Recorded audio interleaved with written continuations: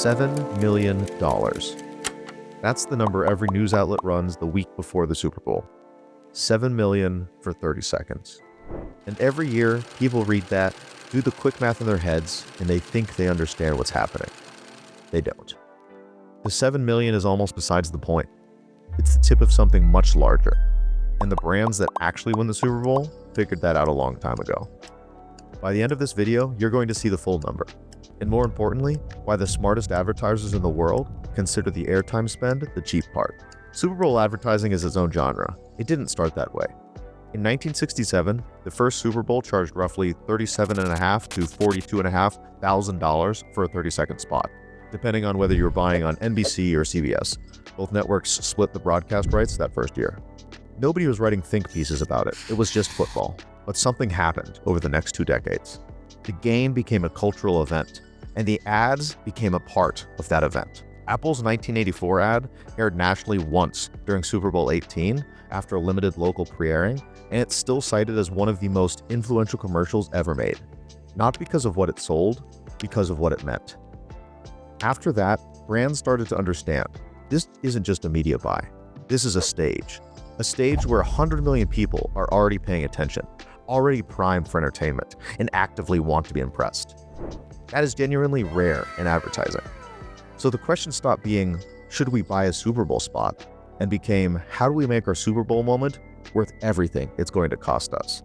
And everything is the right word. Let's start with a number everyone knows, the airtime cost. A 30-second spot in Super Bowl 58 cost approximately $7 million. In 2023, most spots sold in the $6 to $7 million range, with some even going over that $7 million figure. In 2010, it was about $2.5 to $2.8 million. In 2000, it was around $2.2 million. The line only goes in one direction. Now, what does $7 million actually buy you? 30 seconds on CBS, Fox, NBC, or now ABC and ESPN. The game rotates across all of them through 2033. A placement in front of one of the very few broadcasts that reliably reaches well over 100 million viewers. That's it. That's the transaction. You wire the money, you get the slot. No guarantees on recall, no guarantees on sales lift, no guarantee that anyone talks about it, just the slot. To put that in context, a 30-second primetime spot on a regular broadcast show runs somewhere in the low to mid 6 figures, depending on the show and the ratings. Compared with regular primetime, the Super Bowl premium can be dramatic, often well over 20 times higher, depending on what you're comparing it to. The justification is reach and attention. In a fragmented media world where nobody watches anything at the same time anymore, the Super Bowl is one of the last true monoculture moments. The only place where a brand can still buy the closest thing advertising has to a guaranteed national conversation. And brands pay for that, heavily. But here's the part that doesn't make the headlines. The 7 million? The event gives broadcasters unusually strong pricing power, and slots are genuinely scarce. Every brand sitting at that table is starting from the same number. What separates them is everything that happens around it. This is where the number starts to move. A 30-second Super Bowl ad doesn't cost $7 million to make. The production budget for a high-end Super Bowl spot ranges from $1 to $3 million, sometimes more. A straightforward ad with no major talent shot over a few days might clear production for $850,000 to $1 million, but most Super Bowl ads aren't straightforward. They're mini films. The Chrysler imported from Detroit spot with Eminem in 2011 was a full 2 minutes. An unusually ambitious runtime, and published cost estimates from that campaign varied widely across trade reporting. It's the kind of budget that's talked about in ranges, not clean numbers, because production, talent, and media rarely get disclosed as separate line items. 2-minute slots are rarer now, but the production ambition hasn't come down. And then there's talent. Celebrity talent fees for Super Bowl ads are not the same as a regular endorsement deal.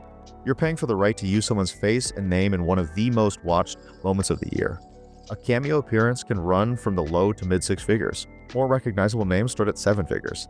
Established icons, the ones who are genuinely everywhere that year, that's potentially $5 to $10 million in talent fees alone, which means you could spend more on the person in the ad than on the airtime itself. It happens. Then there's the agency.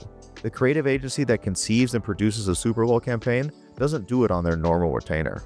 Project fees, production markups, creative team overages.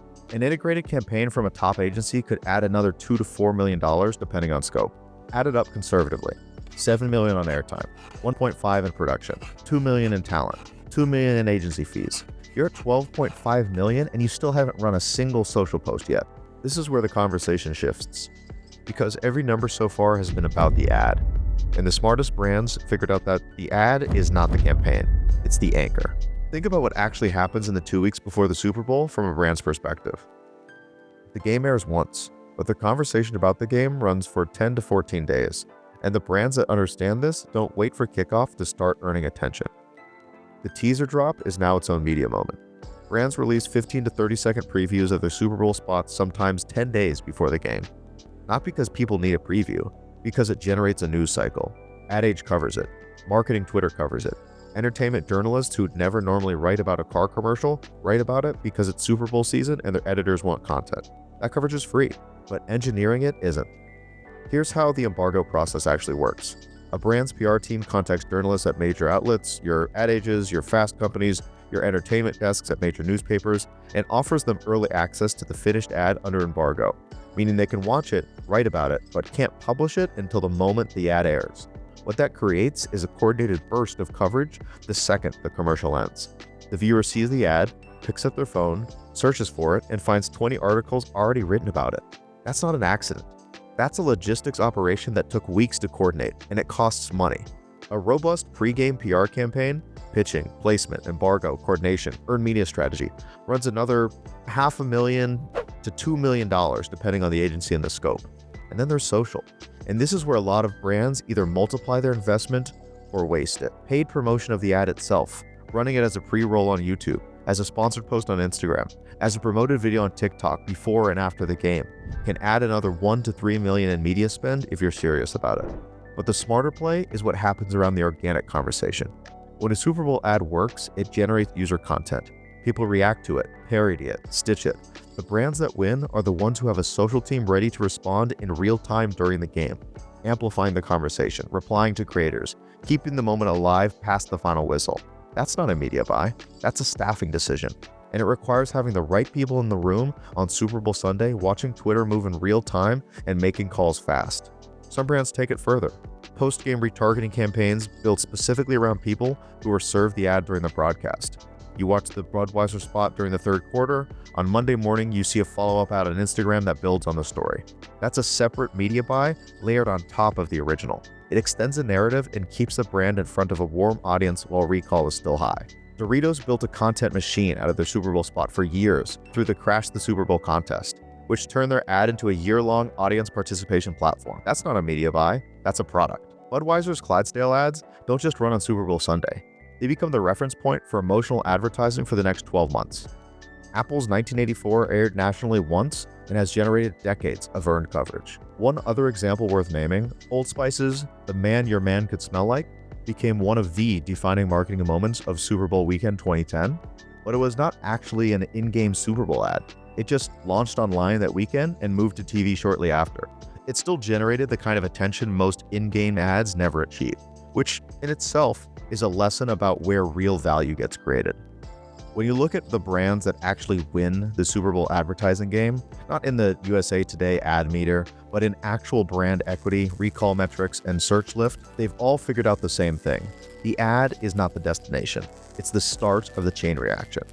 A fully loaded Super Bowl campaign for a top-tier brand, media, production, talent, PR, digital activations, can easily climb into the tens of millions, and for major players, often into the 20 million plus range.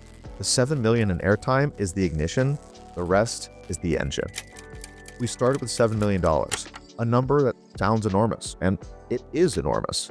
But then look at who's buying these slots. Anheuser-Busch, Procter & Gamble, Amazon, Alphabet. These are companies with marketing budgets in the billions.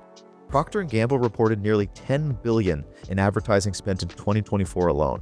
For them, a $20 million campaign is just a calculated bet, not a splurge. What they're actually buying is something specific: the right to exist in the cultural conversation for the week surrounding the biggest media event in American television. That's the transaction under the transaction. And brands that treat it just as a TV ad generally get less from it than the ones that treat it as a cultural moment that they need to engineer from the ground up. The $7 million is the ticket in the door.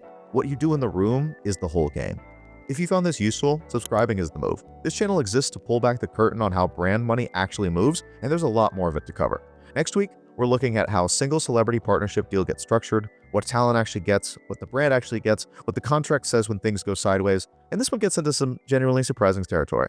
That's all from Sold on You.